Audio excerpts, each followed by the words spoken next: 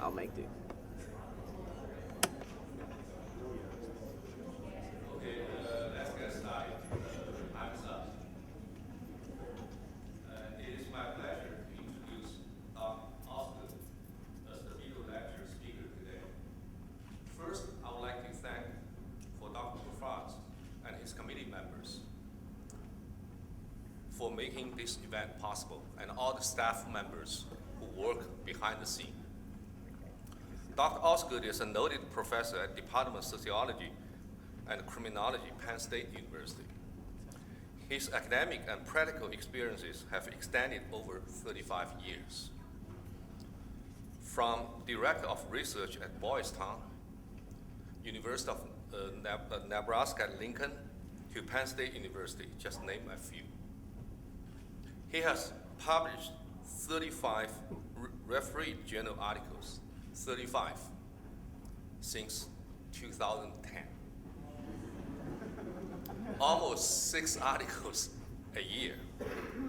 And many of those are on the top journals such as JRCD, Journal of Quantitative Criminology, Social Forces, and Justice Quarterly. Understandably, I gave up counting the rest because I realized he got his PhD in 1977. If I kept counting, I would miss my lunch. And it is also important to note that as the lead editor, he has not published a single article in his journal, Criminology. That may contribute to the ranking issue in the field, we all know. Over the years, Dr. Osgood has chaired 16 dissertation committees. And I did notice that Dr. Osgood put 2 sections, Students' Awards and Dissertation Supervised, ahead of his publication section. I think it is a good reflection of his emphasis on the important role of nurturing students as a faculty. Quietly, very quietly, I followed the suit and moved dissertation supervised ahead of publication in my Vita last night.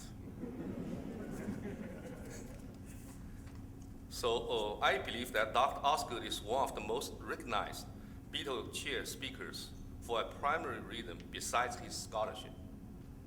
He is the lead editor in criminology. Our faculties and some students sitting here may have submitted a manuscript to his journal.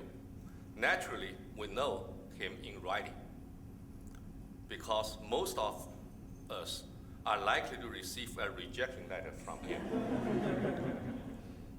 I got such a letter 2 years ago. At that time, I told myself, I wanted to be an editor of a journal that accepts all manuscripts, so I can send a letter to everyone stating that your paper is accepted and no R&R. In fact, Dr. Osgood's academic reputation and status have been positively correlated with rejection rates. This is something very hard to achieve. And his lecture topic today is the contributions of friendship networks to the diffusion and prevention of delinquency and substance abuse. There's an old saying in China, things are grouped by category, while people are grouped by the shared values. Now I understand why Chinese parents keep a very vigilant eyes on their kids and want to know everything about their friends because it matters. I turn the floor to Dr. Austin. Appreciate it.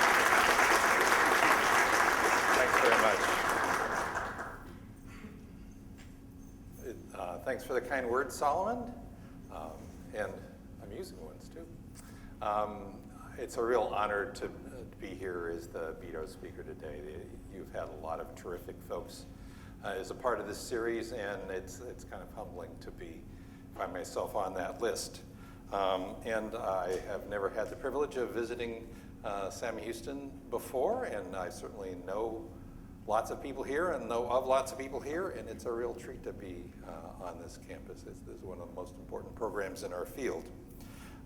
Today, I'm going to be talking to you about a program I've been heading up for quite a few years now, a large research project. And when Solomon talked about how many articles I've published in the last few years, part of that is a matter of career stage and role that I find myself leading a team.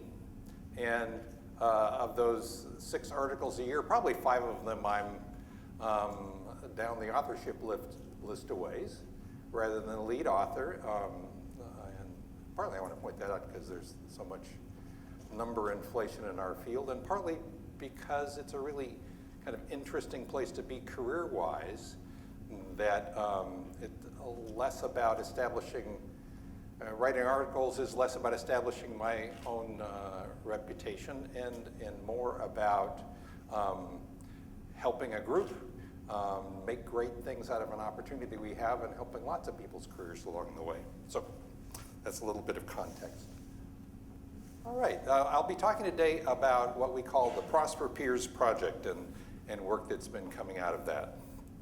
This is a study that sort of has 2 main prongs. One is to study processes about peer relations and peer influence in delinquency, substance use, other problem behaviors primarily.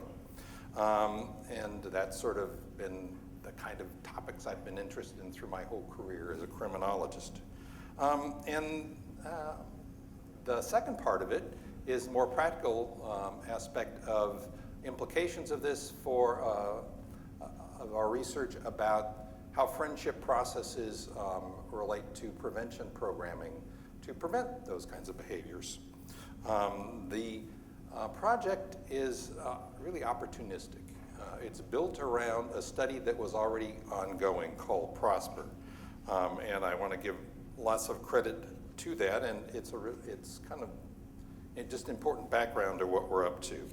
Part of what's interesting about working on this study is it's quite interdisciplinary. We have people involved who are really experts in social networks writ large, without a particular interest in crime and delinquency. We have folks who are experts in studying and designing prevention programs, people from human development, criminology, child clinical psych. So it's part of the experiences that I have lots of sort of long-term ongoing discussions with folks that start one day with me saying, why in the heck would you want to do something like that? And end 6 months or a year later with my telling my colleagues why they ought to do it, because I've been converted. Here's a list of some of the main principal folks involved. I'm not going to go through them one by one, but just to say it includes experts in human development and prevention, Mark Feinberg and Scott Guest. Jim Moody is our expert on social networks. Derek Krieger, many of you will probably know of, is a fellow criminologist. The next 3 folks, Sonia Senek, Kelly Rulison, and Dan Reagan, are former grad students who put in a lot of sweat equity on the project in the early years, and an important part of the teams that even though they went off and became assistant professors someplace else, we couldn't really let them go, and they liked having the opportunity, so they're continuing on with this. Listed our funding sources there, which are all important to making this work possible. And finally, the principal investigators for the original Prosper project on which we're built.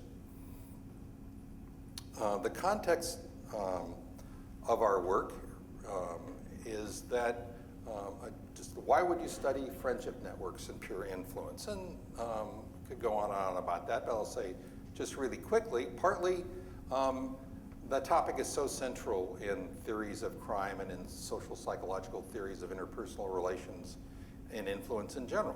One of the prime themes of social science is that our connections to other people help make us who we are. That how we act and what we think about the world is in large part shaped by our associations with other people. And that's listed up there, a variety of the theories from criminology and from social psychology and across topical areas. We also have plenty of research supporting this sort of idea. One of the most reliable correlates of people's own delinquency is the delinquency of their friends. It's certainly a prominent, long-standing, active area of research and has been all the more active in the last decade as more data on social networks has become available. And it's also an important topic in the area of prevention programs to try to keep kids from using drugs and so on. I've listed several of the main programs that attempt to prevent these sorts of problems, and several of them are pretty well supported by research, some others not so well, but it's very common to have a big emphasis on fighting peer influence. Right? One of the most common is teaching kids resistance skills. Okay, now we're going to sit and role play, or hey, have a puff of this joint. And, no, I'm not going to do that. You know, and the programs really assume that peer influence is a major problem, and try to develop ways to counter its contribution. The research base behind that, though, is fairly limited, and one of our goals is to strengthen that and maybe get more refined ways of addressing that. One of the key features of our research is it's based on social network data. And there are two important aspects of that. One of them is there's been a long-standing methodological problem in research on peer influence in criminology especially, but shared with other fields. And that is that the main tool for studying it for a long time had been measures that ask kids, all right, how many of your friends shoplift from stores, smoke pot, break into houses? That we ask respondents to tell us about the behavior of their friends. And for a long time, we had evidence that that's suspiciously highly correlated with delinquency, especially in comparison to what we learned from the few studies that asked people who their friends were and then asked the friends about their behavior. The relationships tended to be a lot weaker, which led to suspicion that that's really not legitimate evidence of influence. It was probably pretty heavily polluted with projections, people projecting their own behavior on other people. Behavior influencing their views rather than the friend's behavior influencing the target person. And we need social network data to put together the information to study it apart from that. But there's a lot more that we can get out of social network as well as just resolving that point. And in fact, when I started this work, I thought, oh great, we'll have data to deal with that issue I'd been worried about for a long time. But the more I've worked with this sort of data, the more opportunities I discover we have to ask further additional interesting questions. When we have a survey like the National Youth Survey, for instance, that has the questions about how many of your friends do this, that's all we know about the friends. Right? We have to put in a separate question in the questionnaire that says, how many of your friends do this? Or what do your friends think about politics? Or whatever it might be. We don't know that, even if it's legitimate data, unless that's separately measured. If we have social network data, where we say, okay, and who are your friends? And they're also in the sample, well, we know everything about them that we know about you, right? So we can take advantage of a lot more kinds of information to look at how those filter through interpersonal relations for people to affect one another. We also know about the structure of interpersonal relations. We know about the organization of the peer groups, whether friendships are reciprocal or not, whether there are separate cliques or not. So we can ask lots of questions about social relations and how they connect. They go far beyond just how many of your friends do this. So we've had a lot of fun getting into those areas. Quickly, a few notable features I'll say a bit more about of the Prosper Peers project, what things that make it interesting. The first one is pretty remarkable, which is this being an add-on study, we have what was notable about the study we got added on to, which is that it was a large random assignment trial of prevention programs. So we have the opportunity to look at how the programs affected the kids, including their networks. It's a big study. It became longitudinal, covering all the way from 6th grade through 12th grade, so we get to follow these kids for a long time. It does have network data, as I've implied earlier, and the data are of high quality. So let me get into those details a little bit. The parent study, the original Prosper study, remember we're Prosper peers, so we're just the peer part of it. But by the way, there's also a behavior genetic component. Another group at Penn State, centered at Penn State at least, has been gathering genetic data through saliva that they'll be merging in with the rest of it. So there are a lot of angles getting covered.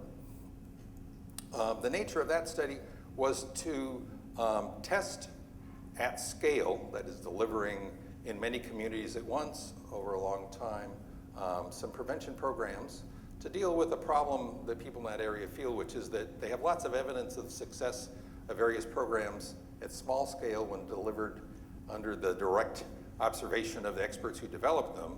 And then, the whole state of whatever, Wyoming or something says, okay, we're all gonna do this, and results don't look so good. And if you go out to the communities, the program as it's actually getting delivered is not so high fidelity. They may skip half the sessions.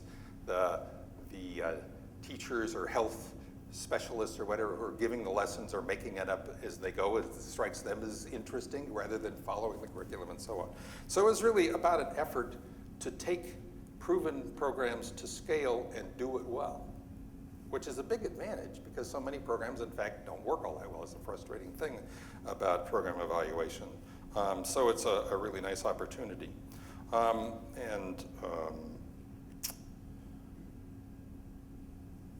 An interesting feature of this, it was community level random assignment, right? Not kids within schools, half the kids get the program, half don't.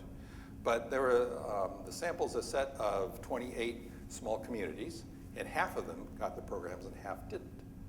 That meant that the random assignment of the program was of the whole school social network here, everybody got the program. And over there, nobody gets the program. So we have this unusual opportunity to look at the effect on the nature of the whole network rather than just individual kids, which is really key to the sort of thing we want to find out about.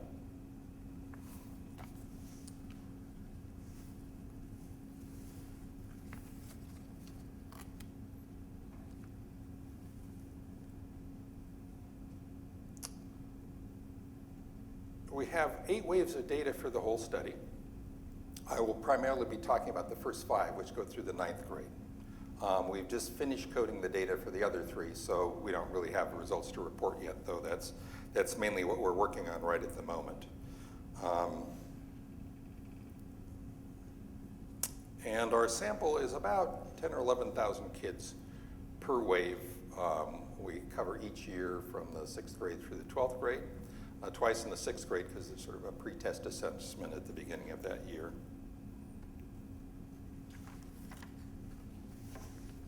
This is what made the study possible. Mark Feinberg, one of my colleagues on that slide a couple back, was also invited in the original Prosper. When they were making up the questionnaire for that study, he said, oh, there are a few minutes left, so let's ask the kids who their friends are. And this was a monster study. And funding for this, the original Prosper, was $20 million. And they said, look, we may have a lot of money, but we've got to deliver all these programs, we have all this stuff to do. We're dealing with thousands and thousands of questionnaires. We are not going to code 10,000 kids per occasion, naming all their friends. Are you out of your mind? And he said, oh, well, we'll get some people together and get some money to do that. Now, those of you who have been involved in research over a long time would think, boy, that's a pipe dream if I ever heard one, right? That's us, it happened. Mark started getting a group of us who were interested in peer relations together, and we eventually decided we could do good stuff with this, and through a lot of tries, eventually got funded and put this into business. But the crazy part about this is some of the best friendship network data adolescent social network data has ever been put together. But the actual data collection was essentially free, as an add-on to something that was already going on in its own right. So you never know what opportunities are going to come up in what sort of strange ways. This is the basic form of it. The kids were asked, name two of your two best friends in your school and grade. We're focused on within grade friendship networks, which is a limitation, but it's probably the only practical way to do it. And then up to 5 other close friends. So there's a limit. We didn't allow kids to name as many as they want. But time constraints and so on made this as much as we could do. There's also a rating for how much time they spend together hanging out with friends, the sort of unstructured socializing. And that's the core of it, what made this study possible. This is, in effect, what the research design looks like. We have these separate communities. Within each community, we have 2 grade cohorts, all the 6th graders in 2002-3, and all the 6th graders in 2003-4, and then we follow them over time as they progress through the school system. We, rather than targeting individual kids and worrying about people who left and trying to track them down, we really are able to take the place, the setting, and the population that goes with it at a school as our target. And as kids leave, we aren't really able to follow them. But we're not so interested because they aren't part of that social network anymore. They're not in the pool available for everybody else to choose. But we do pick up all the new kids coming in, which is really important for having the network make sense. Turns out the friendship network data are pretty high quality. And boy, did I worry when we first looked at these statistics after spending a year coding names like crazy, because they were handwritten names. The limitation of that free data collection, it wasn't all like on laptops where just push the button of the name of your friend. They all had to get typed in and run through computer programs and coders matching them. So that was the big labor that was required to make our work possible. One great resource we have is that because the programs were school sponsored, right, the school system signed up to be in this study, somehow they talked the IRBs in letting this study have passive consent. That was opt out. Sent the note home to the parents, and the parents didn't have to send something back. If you don't send anything back, fine, you're in the study. But if you want your kid not to be in the study, send this back, and not very many people do. And so the response rates were almost 90% consistently across the years. And that's particularly important in social network because you sort of like you square the non-response rate because you lose the link between both people if either person isn't in the data set. So this is a great help. 90% of those people provided valid friendship nomination. Nomination we mean of nominating, naming other people as friends. And that's 94% of respondents. A lot of friendships. This is just through the first 5 waves, and it was 263,000 names involved. We were able to match over 80% of the names, and it sure looked like the rest of them were just 3/4 of those were people not following instructions and saying, I'm going to name my friend Fred in the next county, even if he's not at this school, because he's my friend and I want to, right? Or the person in the next grade, or so on. So we think we really did get the vast majority of the names that did fit what we were looking for. The reciprocation rate, well, that is when I name Charlie as a friend, Charlie named me as well, is basically half, which is good because small scale, better control studies come up with about that figure for kids of these ages as well. So again, that was a great relief of, gee, I think the data are not nonsense. This really looks like friendships are supposed to look. For the first choice on the list, the rate's even higher at 3/4 of the time the other person returns the friendship. Okay, so let's get into some findings. Enough of these preliminaries.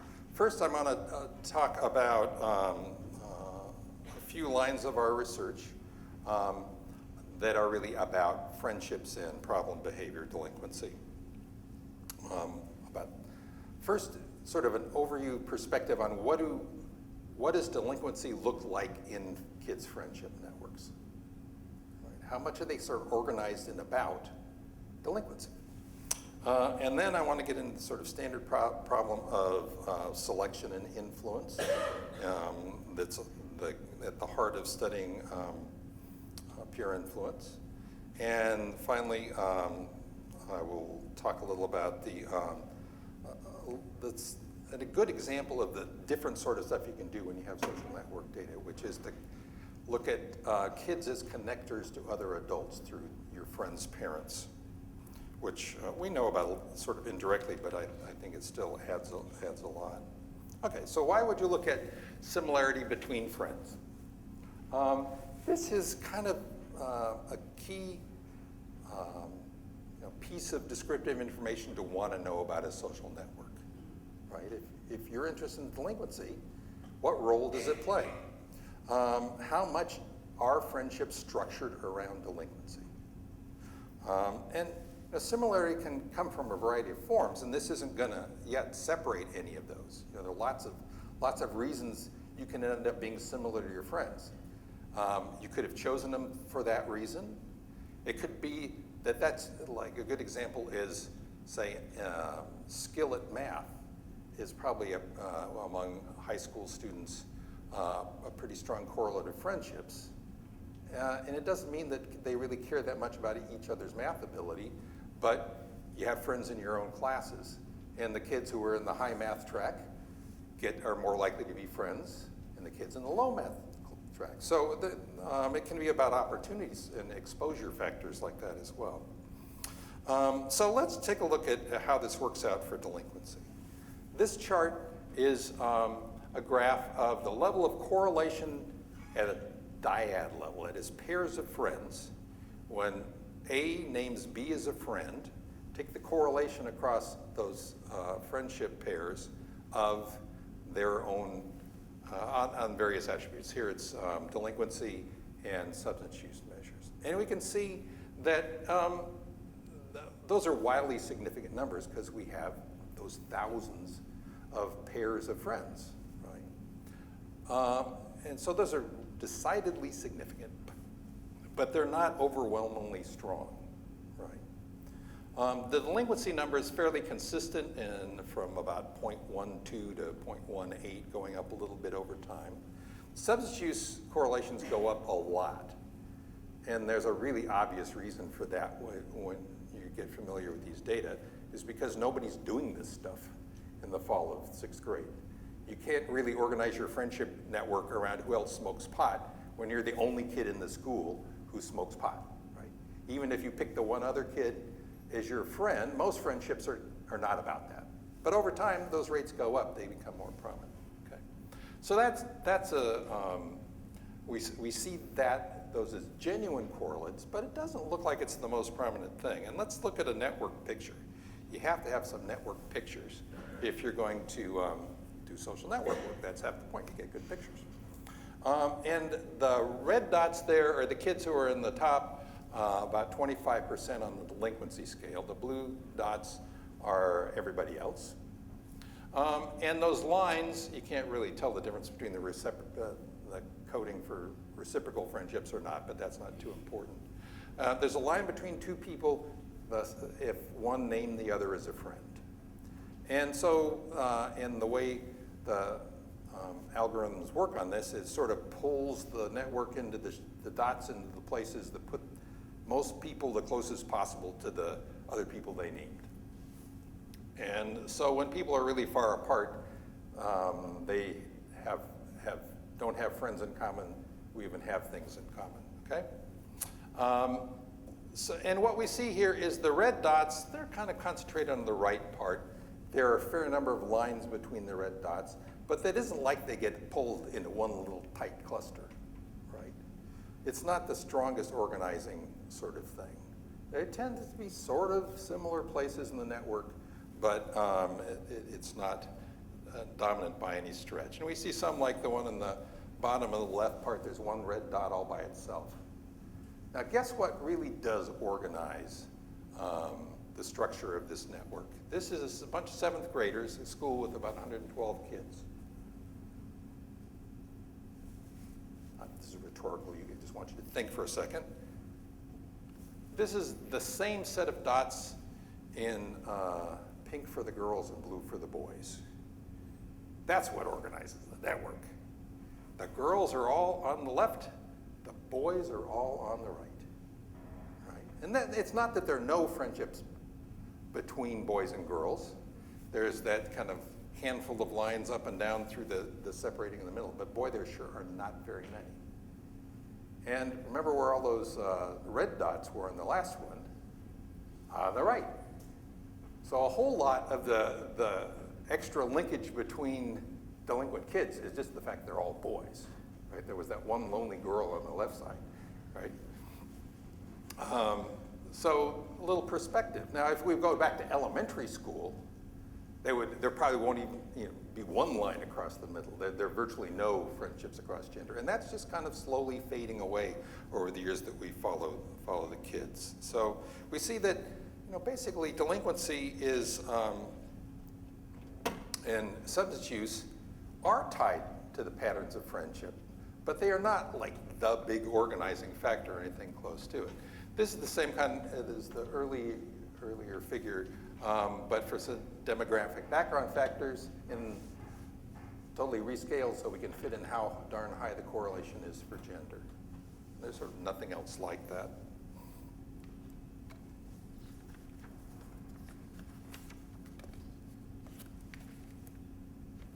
All right, now let's get into the influence and selection part of things.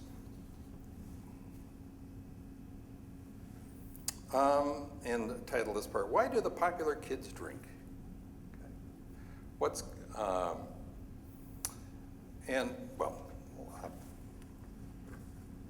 The big topic has been for years and years in studying peer influence. We know that there's this general correlation between people's own delinquency and their friends' delinquency. Does that come from people preferring other people like themselves, or does it come from people being shaped by their friends' behavior? That if I'm a perfectly non-delinquent, conventional good kid, and I choose a few friends who are in lots of trouble, does that start rubbing off on me? Which many people say is always the parents' favorite explanation for delinquency. My perfectly nice kid started hanging around with these low-life friends, and that's why my kid's that way. This has been a controversial matter for a long time. And the extreme arguments would say it's all one or the other, but I think gradually we have plenty of research that both contribute. There's both selection and influence going on.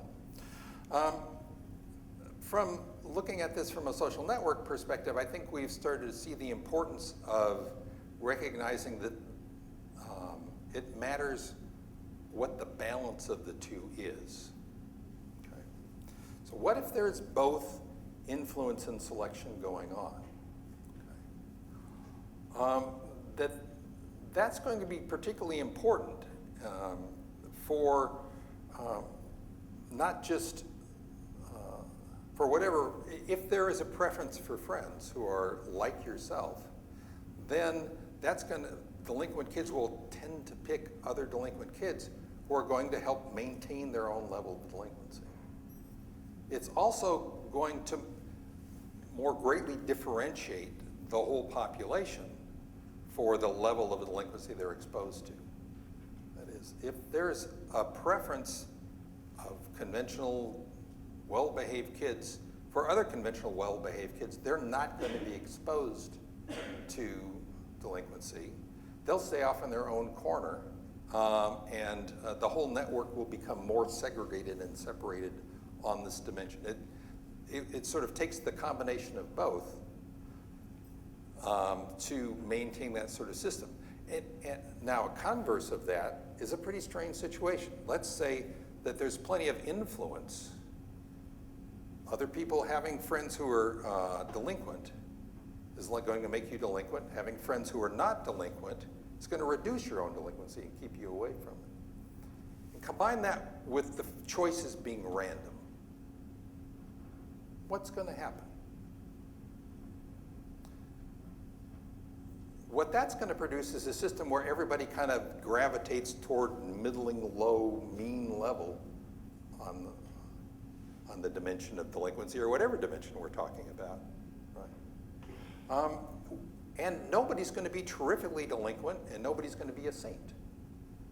Because whoever our friends are now, we'll probably keep scrambling them out. Every time I pick a new friend, it could be anybody anywhere in the dimension. The world doesn't look much like that. Right? We do see at least some level of segregation on that.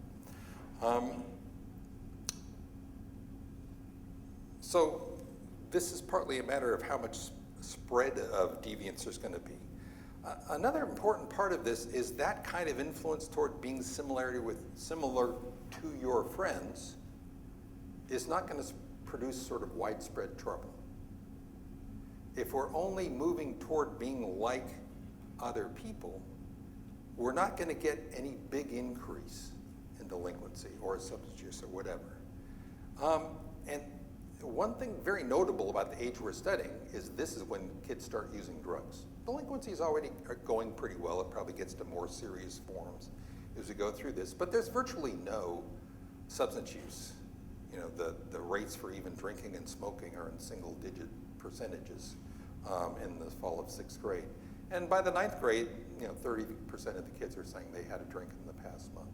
There's lots going up. What's going to produce this kind of increase over time? And that's what leads us to looking at popularity. Because if there's this sort of influence process, a truism that sort of comes out of thinking about influence and selection jointly is that if any influence is going on, selection determines what that influence is. That friends' deviance isn't like a lot of other variables that, each person's independent, they have their own level of self-control or whatever it is, who knows what it comes from. But delinquency is all about connections within the population that we're studying. So if you want to know why does drinking become more common over time, smoking pot become more common over time, if it's about peer influence can only create that increase if there's differential selection. If the bad kids are popular. Right? Which is kind of Moffat's notion about the adolescent limited kids starting and through this age to get real interested in the life course persistent kids who seem pretty impressive at their ability to do all these wild adult-like kind of behaviors. Okay? So that leads us to start kind of poking into, well, it's equally important to just know about this differential popularity as it is to know about the strength of influence going on. Right? Theoretically, we came at this from two perspectives about what could create those links. One of them is that just being popular might be an additional influence toward particularly drinking, though it seems to carry over to other things as well. Why would that be? And this is sort of a routine activities perspective, kind of tied to the notions about unstructured socializing that I've worked on for a while. Not that any of you personally might have been drinking when you were underage, but the impression that we all have, when kids were drinking in high school, maybe even middle school, where were they doing it? In the secrecy of their own bedrooms? Probably at parties, right? That in the social world of adolescence, drinking is a social activity. So, some level of popularity probably creates opportunities. If nobody invites you to any parties, you don't have the chances to drink of somebody else who is very popular. And everybody says, we're having a party this weekend, come on over and join us. The other side of it is that kids who drink may be more attractive as friends. And certainly there are a lot of popular culture images, no end of coming of age movies that suggest maybe those, like Moffat says, those kids who are kind of on the wild side are attractive to other people. So that would be the other possibility, is that there really is greater attractiveness to form friendships with drinkers. So those are the things that we investigated in this particular study. This slide is really about our methodological, statistical approach for doing this. And I'm not going to get into this too deeply, probably because this is really a pretty unusual and exotic approach to doing analysis. But just the quick overview of it. It's a program called Sienna, also known as stochastic actor-oriented modeling. I think that's the usual term. And it's particularly suited, well, it's dedicated to network-formed data over time and to study change in over time, both in the network, and the network's defined by the friendship choices. So we're really talking about the whole pattern of friendship choices. So this is a method that is a model both of who's friends with whom, and particularly how are the friendships going to change over time. That is, so at the heart of it, that corresponds to like a little SimCity thing going on, where it randomly picks people in the sample and says, hey you, choose a friend, or give up a friend. And it's a model of the relative probability of all those choices, given what we know about this person, whatever we measured, personal attributes, and what we know about their place in the network. So, which is very kind of endogenous, complex system sort of thing, and why we need this sort of special approach that's based on this modeling. At the same time, we're also modeling, and it's doing both, simulating both simultaneously, a model of the behavior we're interested in for the influence part of things. So for that part of it, the underlying model and the actual process by which this thing comes up with the estimates is to say, hey you, we chose you at random. Do you want to change your behavior? Do you want to start drinking? Do you want to stop drinking? Okay. And it models what that choice is going to be, based again on their position in the network, most relevantly, who are their friends and what did they do? And also just what we know about them and how that relates to the behavior. Okay. So as I said, the estimates for this come from simulations. It's based on a model that expresses the things we want to know in terms of how are people going to behave, both for friendship choices and the outcome we're interested in. And the key part about this simulation approach is it shows the network is evolving over time, and the behavior is evolving over time. And that evolution comes from the same model, so it inherently adapts all those feedback loops that I chose you as a friend, now you're more likely to choose me as a friend, I act this way, so that's different than you, how are you going to respond to that? Maybe you drop the friendship, now it's my turn to choose and I don't have that friendship anymore, so I'm going to drop you as a friend because you didn't switch your behavior to be like me. All of those interdependencies are practically, well, they're impossible to model mathematically directly. But built into the simulation model, the implications are sort of brought forth in a way they get around having to solve those things with direct math. And that's why it's really key for kind of advancing work of this sort. All right. Let me give you a little bit of results to probably give the flavor of what goes on in this perspective. These first results are really background stuff that we're assuming is the nature of networks to take into account to get better estimates about the influence and popularity effects. These are contributions of the organization of the network and people's positions within that organization, how they contribute to their friendship choices. Okay. And this is the background selection processes that it turns out are way more important than whether your friend's delinquent. Okay. People don't care about how delinquent their friends are near as much as they care about whether that other person likes them. First one's reciprocity. You are 7 times more likely, that's what that odds ratio is, to select somebody as a friend if they already selected you as a friend. or to let go of a friendship if they didn't friend you back, compared to random other choices.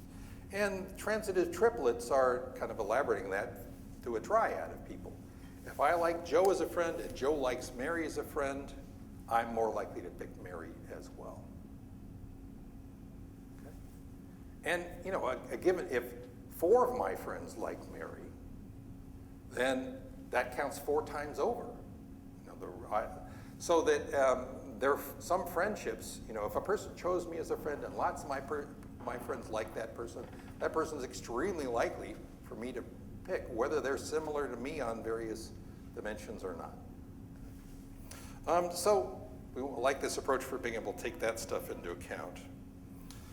And then we also know that lots of other attributes, you know, just like people prefer friends who are similar to themselves for problem behavior, they prefer people who are similar to themselves on everything. Okay. So the gender is the particularly strong one. That doubles the chances if you match someone on gender. But race ethnicity is a modest contributor. The free school lunches are indicator of a poverty sort of status. That makes a little difference, not much.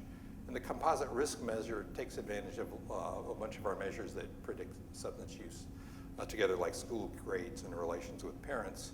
And all of those things, people prefer other folks more like themselves on those things as well. So we took all this stuff into account in looking at when we look at the specific role of alcohol use.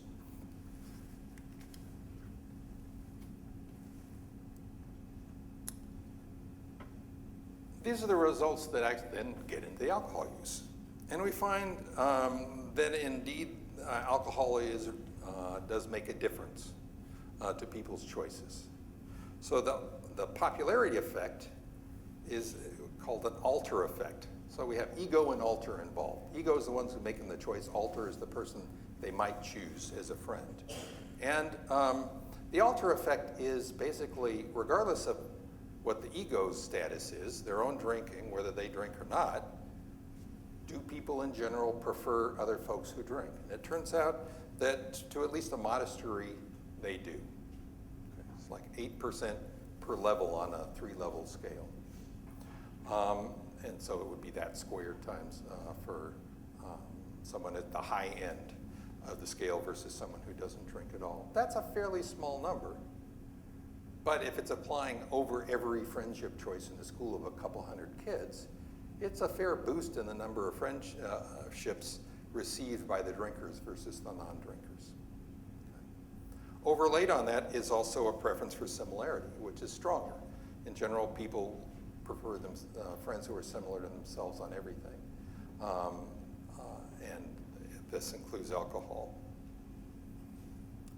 The bottom few lines there are about the influence of friends on your alcohol use.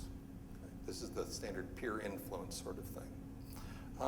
Mean similarity means influence toward becoming more similar to your friends, the mean of your friends on alcohol use.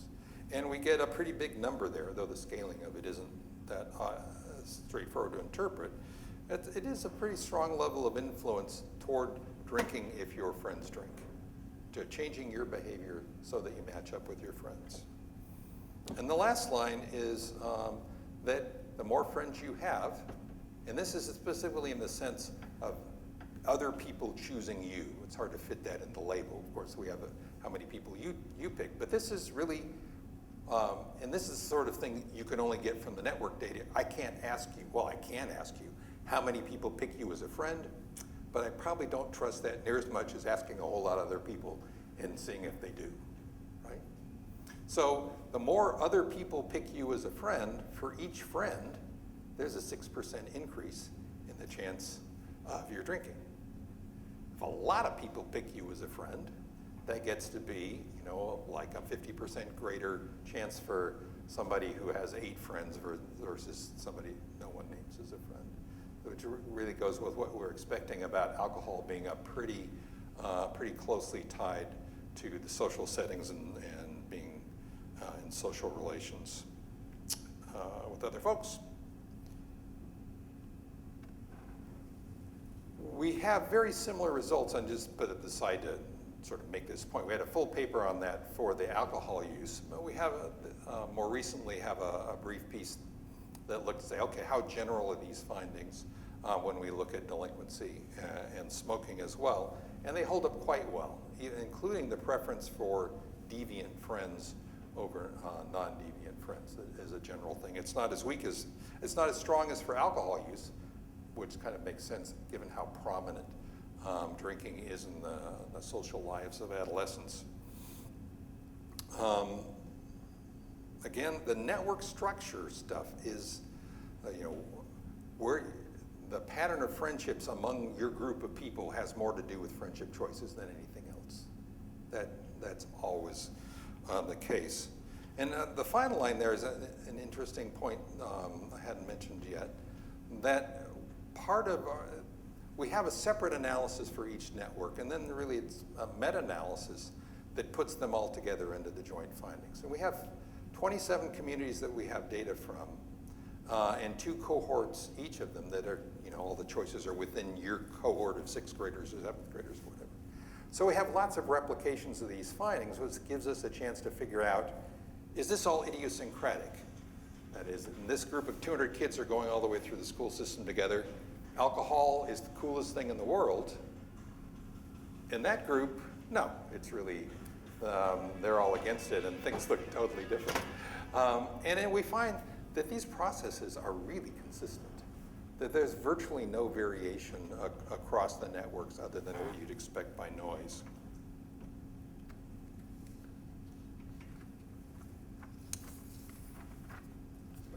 Next, I want to tell you a little bit about some work we did that's sort of in a similar form, but changes the perspective. And this is an example of the sort of thing we can do because we know so much more about the friends than the usual single respondent survey.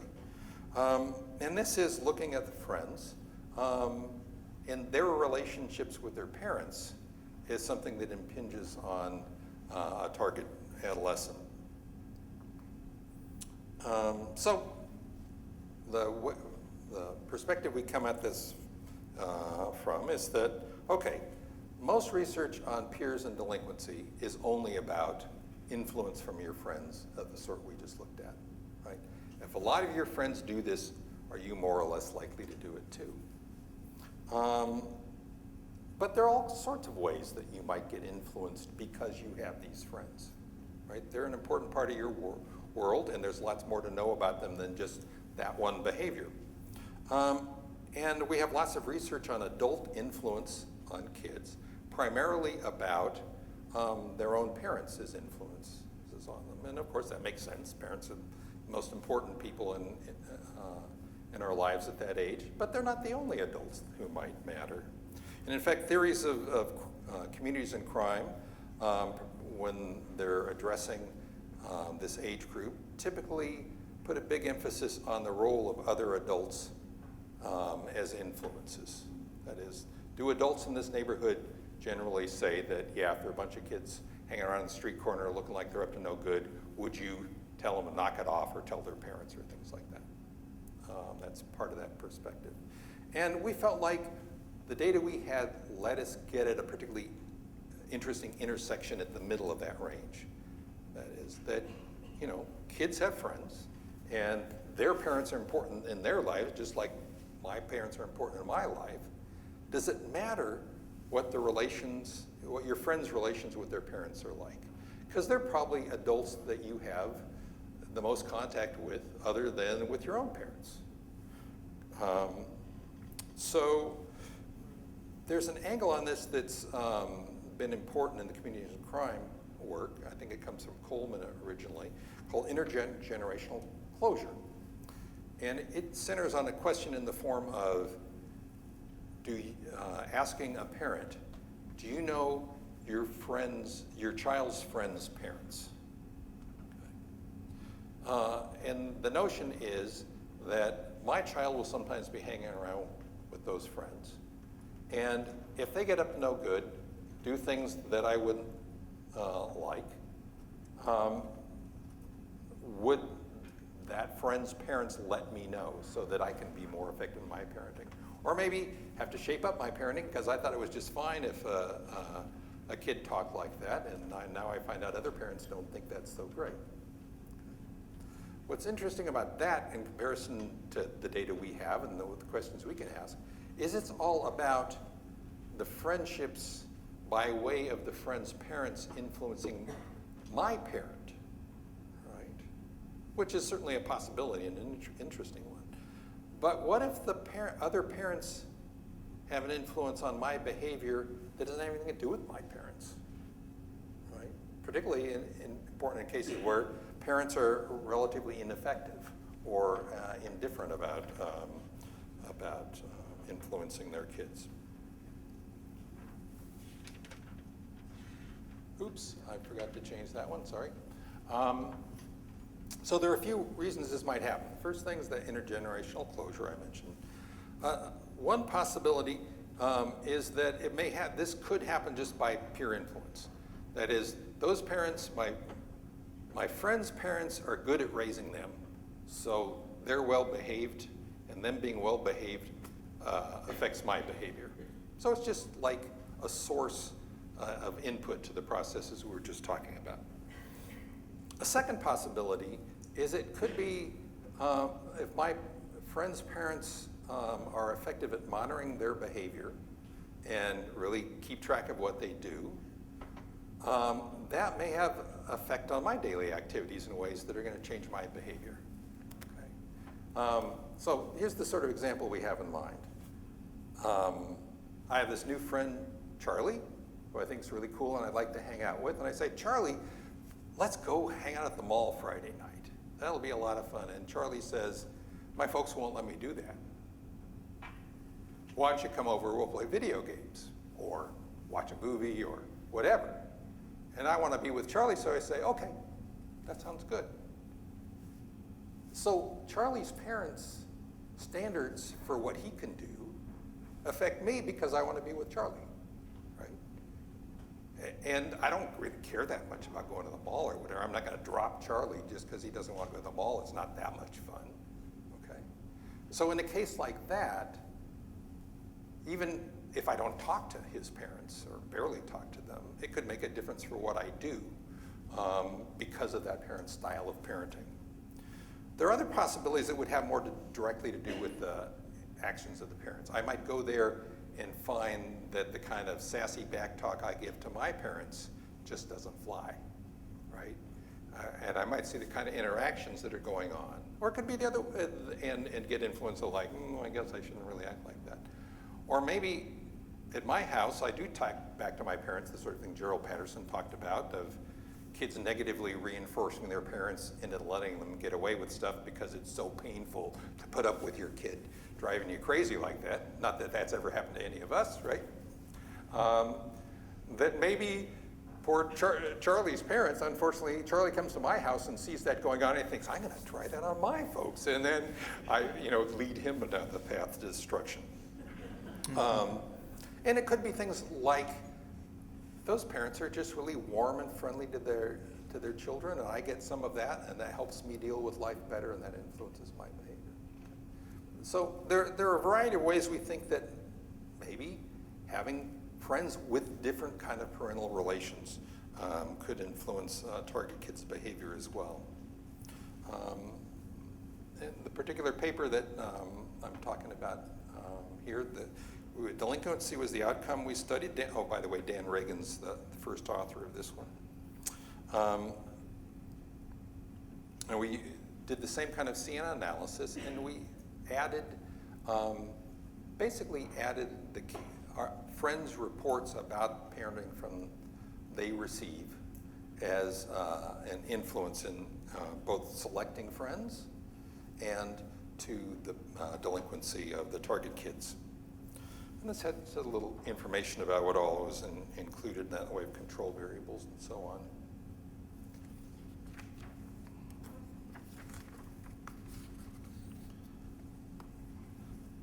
So these are some of the results we got. That here it looks like kids' own parents really were not much of an influence. This is mainly because of the kinds of controls that are in there, such as your own past delinquency, which probably picks up the effects of those. But at the same time, we do get some pretty strong relationships between the friends' reports about the relations with their parents and our own kid, the target kid's delinquency. The parental knowledge, that's another word for parental monitoring. How much do your parents know what you're up to and keep track of what you're doing? And parental discipline is primarily about harsh, inconsistent discipline versus positive sort of and consistent, which is the sort of themes from serious research on parenting really highlights that kind of thing as the most important aspects. So it looks like that does matter. And this slide, the upper two lines are the same as before, just so that we can see them at the same time and compare. And this is looking at, okay, how much of that relationship is accounted for by the peer influence from the friends? In other words, it's sort of an indirect effect that those parents, good parenting of my friends makes the friends less delinquent, and therefore, and then I'm influenced by their behavior. And it's basically about half of the relationship. You can see that the coefficients drop by about half between the upper line and the lower line, and it makes the parental discipline effect non-significant. So we do see evidence of that kind of complex. Good parenting of my friends influences their behavior, that behavior influences me as well. But there's also some indirect or some direct influence that just how those parents particularly manage their kids' time and what their kids do with their activities influences me too. All right, let's move on and spend the rest of the time we have talking about friendship networks and prevention programs. In this section, I want to give you a little background on the Prosper Studies interventions, because that's what is actually going on that we're studying. And then I want to talk first about findings that we have on networks as well as individual outcomes. The programs are really meant to influence individual kids. Kids in the school goes through the program. The hope is fewer of them are going to be delinquent, use substances, and so on. But over and above that, does it alter, we're looking at, in addition to that, does it alter the network in a way that would further promote those effects so that they'll become more widespread and hopefully set into motion dynamics that will maintain them more strongly over time. And then we're going to talk a little about diffusion processes. We have a couple of papers that dig into can we get evidence of peer influence going on in a way that it would spread beneficial effects from programs to give them farther reach.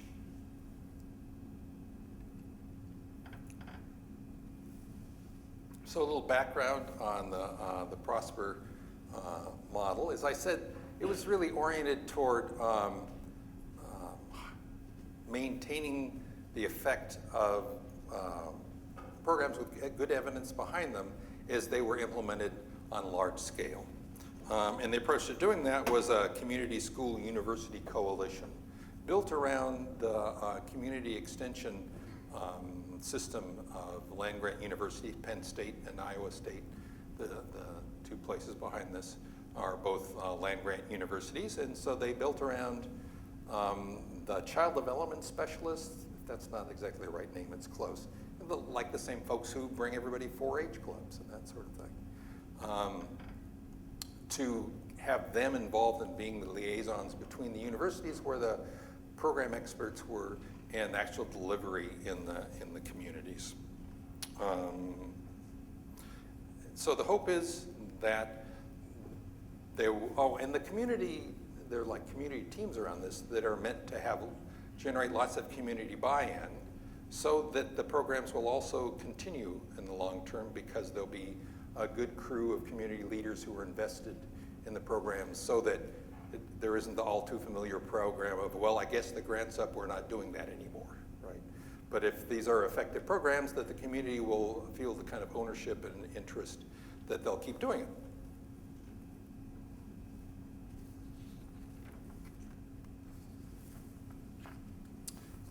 There are two parts to the Prosper intervention. In the 6th grade, all the schools were in the treatment group were offered a family-focused intervention, they call it, which is basically the kind of parenting effectiveness, where on a Tuesday night with free pizza, all the families in the school are invited to come in and take part in this, and the parents are in one room for a while, the kids in another room, and they each hear lots of useful advice about getting along with each other, being effective in raising your kid, sympathy for how hard the problem is and all that sort of thing. And then come together for role playing and joint discussion and so on. Those are voluntary, right? So the first, you can't really make parents do that, right? You can send home lots of notices, you can, have a raffle for participants to win something nice and do lots of things to try to promote participation, but they're voluntary. And interestingly, with lots of promotion, about 17% of the, 17% of the families participate. Okay? Also very interesting and relevant to us interested in diffusion, there's decent evidence that the effects are fairly widespread. They produce, the background research on these programs indicates that they have decent school-wide effects. So, why would that go on? That maybe it's diffusion. Okay, and then in the 7th grade, there's an in-class universal program, because health class or English or something that all the kids have at a school. 1 day a week for half a semester or a semester, that's what they do. The schools had a choice among 3 programs with good evidence behind them, they did whichever they preferred.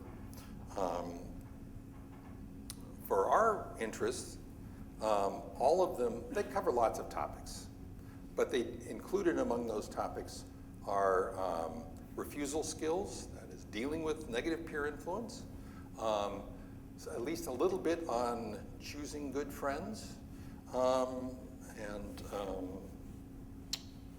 helping your friends make good choices, that sort of thing, being a positive peer toward other people. This is a little about the experimental design. The key part for us, as I mentioned before, is it's community level random assignment. It's really, when I first heard about this, well before I got involved, and I knew they were even trying to do a study like that, you're really going to random assign whole, these are small school districts, but it's a whole school district at a time. Where are you going to get the money to do that? How are you going to talk all these places in? And basically, these folks are just absolute pros at relations with the community.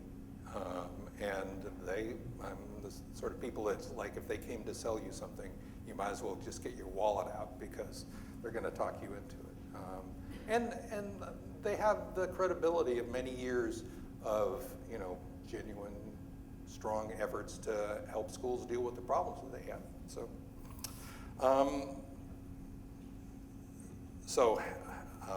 We had 28 communities, half randomly assigned to get the programs.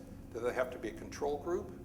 And a couple of years after the kids went through that phase, then they were able to participate in the program too. So it wasn't a totally losing proposition to be in the control group, but it was having to wait until our sets of kids were well through the system. They're small school districts, basically one high school size. That means they're small town to rural, Iowa and Pennsylvania. Mostly white, though some districts had up to 30% minority kids, so the variation is pretty interesting across communities. Moderately poor to pretty darn poor, at least 15% free school lunch in all the districts. And the random assignment was between pairs of community that were relatively similar in a few key ways. There have been many, many articles published showing that this intervention was effective at the intended individual level. So that graph there is rates of use of illegal substances, and these are the pretty serious ones. Methamphetamine, prescription drugs, you know, a pretty good list of things you would really hope that young kids aren't doing. Notice you can't see much effect at the 6th grade for pretty obvious reasons. Nobody's doing it. Right?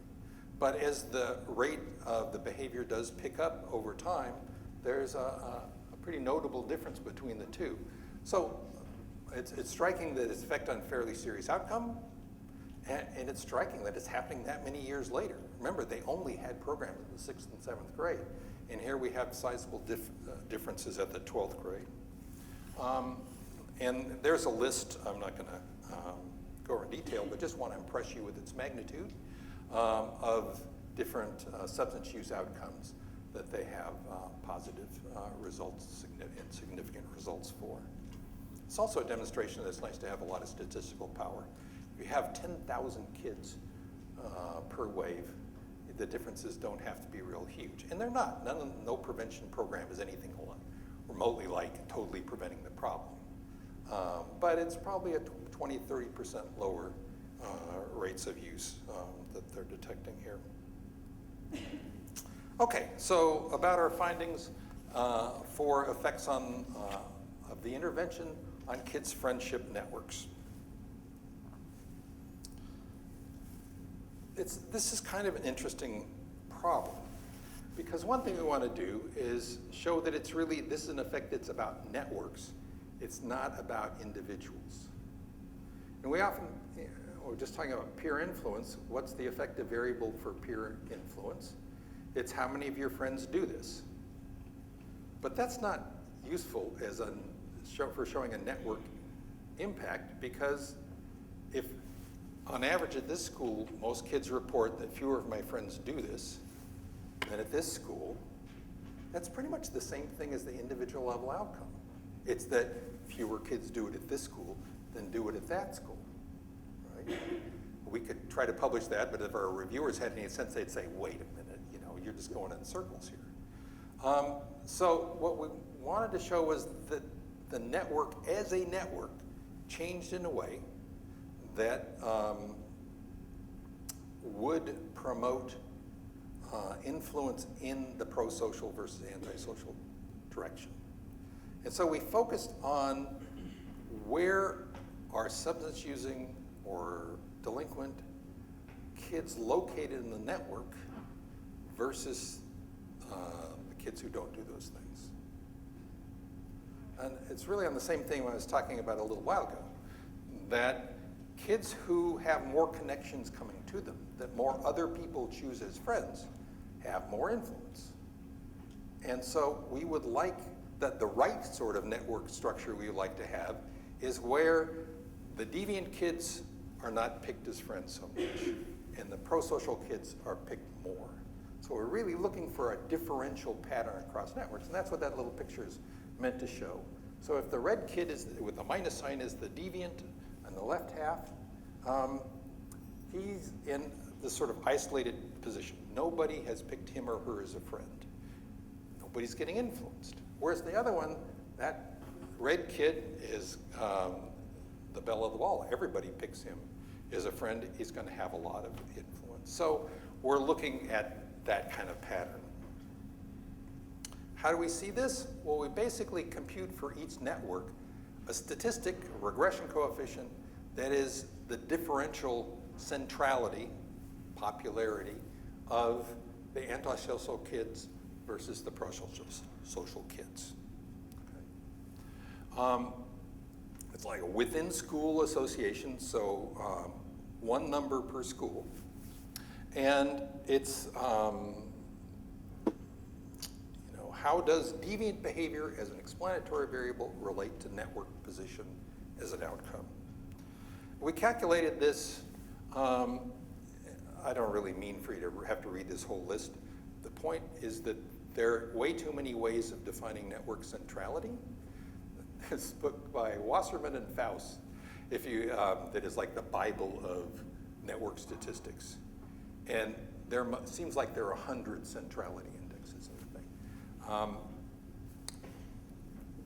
And it's not obvious which of them would be most relevant for who's going to be really influential. So we took a good sample of them and tried them all. And most important, most usefully, we took a composite across all of them and said, okay, these are the things that centrality ought to be.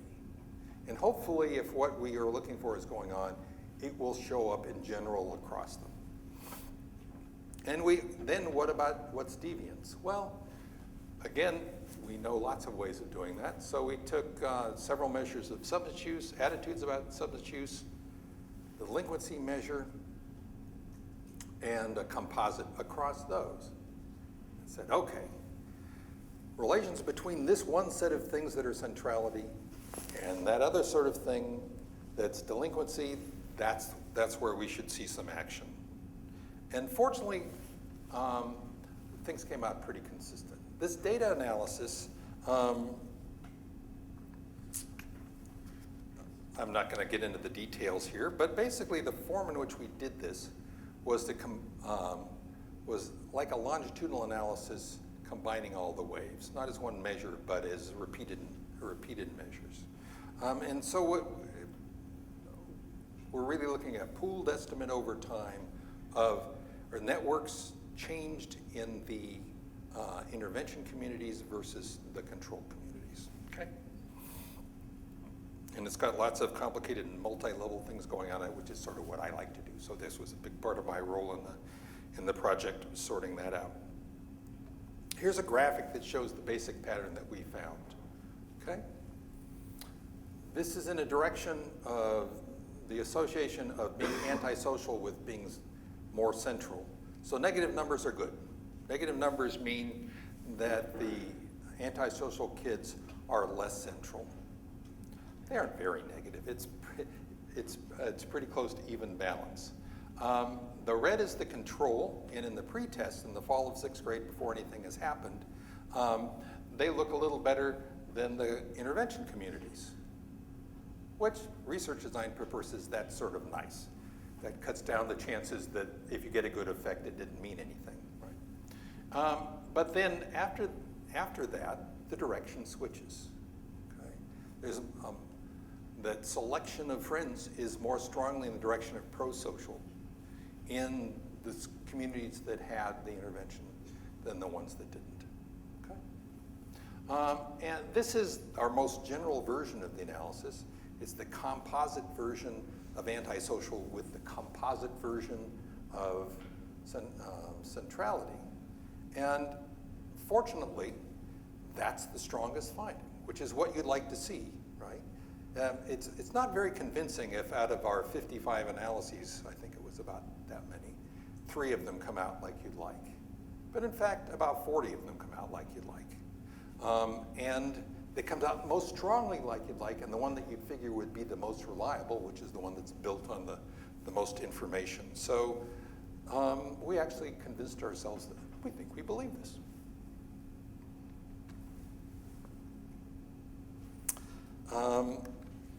I think I'm really out of time, so let me just give you the quickest mention of the other parts that I wanted to get to.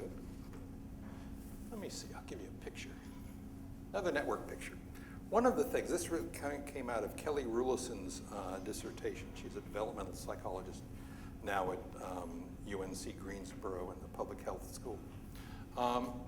And she was trying to figure out what are situations, how would we tell networks where we'd get a lot of beneficial diffusion of program effects?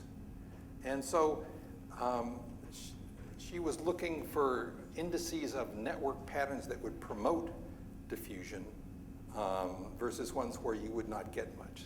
And she came up with things like, on the left one would be low potential for diffusion, with the big dots are the participants in the programs. This is from the family program that had a 17% participation, because the network itself is largely divided, okay? And there are good-sized chunks of the network where nobody's very close to a participant. The other one, the network is not so divided, though the main division is gender again. But within both genders, the participants are pretty widespread. And as a whole, the network isn't really chopped up. There aren't segments of like, here's one group of kids and they hardly have any friendship with other groups of kids. And the other one that I would have talked to you about if I had more time was just testing if we could trace that kind of diffusion effect. And in particular, we looked at the kids in the intervention schools whose families did not participate in the program and examined whether they would improve over time, have less problem behavior, if they had more connections to friends who did participate. We got a very nice pattern of results, and this is kind of a simple summary of it, that at the baseline, before the program happened, it was very random which kids would end up having lots of friends who participated. It wasn't like good kids picked lots of people who participated, because participation was fairly random. But over time, the kids who had lots of friends who participated got to have, emerged as having lower rates of substance use than the kids who did, just the sort of pattern that we look for with that kind of diffusion. So that was very encouraging that this network perspective has something behind it as a useful way of getting at how programs are going to be more effective over time. Let's see, and I'm going to just stop here with a little slide with the time frame on our study. It's taken a long time to evolve, get the data in the form we could do things with it, a long time to get the funding. But once it got rolling, there's lots of good stuff coming out of it, and we'll get to keep at it for a few more years. Also buried in the slides here, I've got lists of the publications that have come out of the study, and if anybody wants to have a copy of this and look up some of the other things we've been doing, I'd be glad to share that with you. I think I'll stop there. Thanks a lot.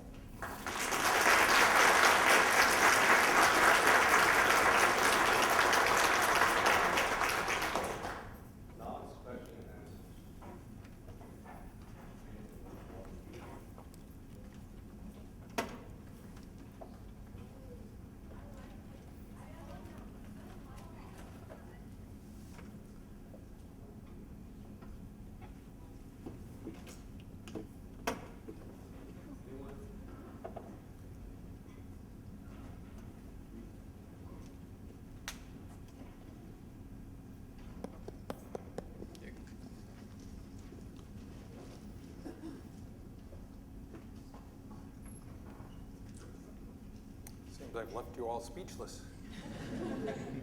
They are thinking about their friends.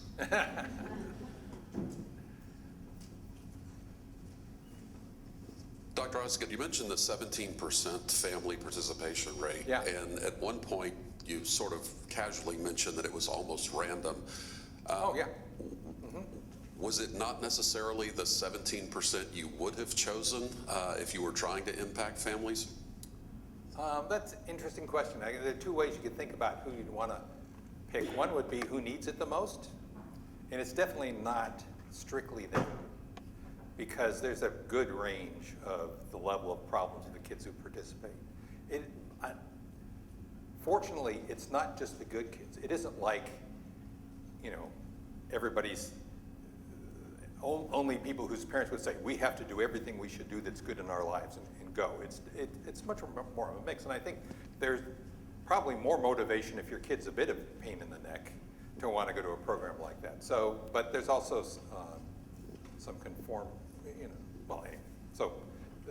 I think that's probably a mix of processes like that, the trade-off between having your life together and having the interest to do things that are good for your kid against, it doesn't necessarily seem worthwhile if I don't have any problems with my kids. The other thing is, where in the network would you like things to folks to participate? And of course, we don't do any choosing on that. And you particularly don't want only a subset, right? Because that may be great for the subset. They'll be reinforcing each other, but they're not going to spread the influence in the sort of way that we're seeing here.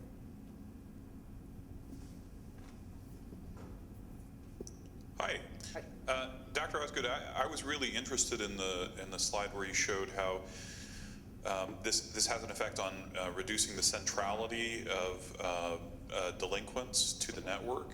Yeah. And from one point of view, this looks like a good outcome. They don't have the potential to influence other students. But coming as I do from a security studies background, students who aren't well integrated into the network, individuals who aren't well integrated into community networks, are also the people that I would look for as risks for perpetrating school shootings or becoming radicalized and joining violent organizations. So I'm wondering if you could talk about the kind of on balance, Right. what you think, how this affects those individuals who occupy a less central place in the network. Mm-hmm. That's a great question. And we were kind of worried about that as well. And so one real strong negative indicator of centrality is isolation. People have no friends, nobody picks. And we do not find the pattern there. So it's not concentrated at that extreme of getting total rejection of the antisocial kids. We also have had trouble pinning it down exactly where it comes from with it. Our next stage was, that was a cool finding. Can we pin it down to an increase in this alter effect in the good direction or this and that? And we have not been able to pick it out as being a particular pattern of change in the kind of friendships good and bad kids have. I sort of wish we could, but on the other hand, it may be that it's a pretty loose amalgam of a little bit of this and a little bit of that. It's kind of what I suspect at this point. But and also it's not so big a shift. It's going to produce a large group of people totally rejected out of the networks. Dr. Osgood, thanks for coming today. Sure, thank Really you. enjoyed this, and one of the interesting perspectives that interests me, I should say, is the parent relationships and friends of parents and so forth. You had two measures that you talked about today about the knowledge and the discipline style. And my interpretation of what you're presenting is that there could be a very positive effect of your friends' parents on your own child. Right. I think of the negative side of things. Right. We don't smoke pot at our house. Everyone heard that. But what about the parents, what they're doing while my kid is over there? Do you have measures that might look at that? What's your general thoughts on the influences That's a great point. We don't have any more detail than that to know exactly what kind of things are happening, but it's a symmetrical relationship. So both directions would contribute this in the same way. And you're absolutely on the money that while I was telling the story more in terms of the kid who wasn't getting very good parenting going over to the house of the friend who is, the opposite holds as well, as far as we can tell at this point. That, sure, Johnny, go over and spend time at Joe's house, and at Joe's house, anything goes, and I don't really know what's happening with my kid over there. So, from the parent's point of view, it would be, you should keep up your monitoring of your friends, what really happens at the other house, make those contacts with the other parents, and so on. While you're doing that, you got a follow-up too. Go ahead. Yep. My follow-up was going to be kind of going back to the beginning of your presentation with the problem with peer research is we're asking kids what they think their peers are doing. Yeah. Are these parent measures asking the kids, do you think your parents know what you're doing, and do you think your parents love you, and how do you think things might change if it was actually a parent measure? That's a great question. I wish I knew. And you're absolutely right. I wish you hadn't noticed that. It is the same sort of problem, and there is long-term the same sort of discussions in people who do research on parenting of the problem of going with a single source of information. But it is pretty hard to imagine the study that's going to both have all the friendship networks and have the parenting measures direct from the parents rather than from the kids, or at least from both sides. The time is almost up. I have the privilege to ask the last question. So, Dr. Osgood, out of that 10,000 plus kids, is there any kids from Asian Yes. I'm asking this is because in Asian countries, generally speaking, it's the parents who decide who your friends are. I still remember when I was a kid, I have friends who smoke cigarettes. I sneak out, and I have to brush my teeth and put different order on my clothes before I dare to come back home. My mother will say, "No, you smoke." I say, "I did not." She said, "You know, just go." I inhale instead of exhale. So my mother will say, "Yeah, no, okay. If I was found smoking, I won't have dinner that night. I will send you." So have you ever looked at all those Asian? Well, there are Asian kids, but they're American one or Asian kids. well, we don't know if they're American Asian kids or immigrants, and they're only 1 or 2%. So no one's really dug into that. But it's a good question. Thanks.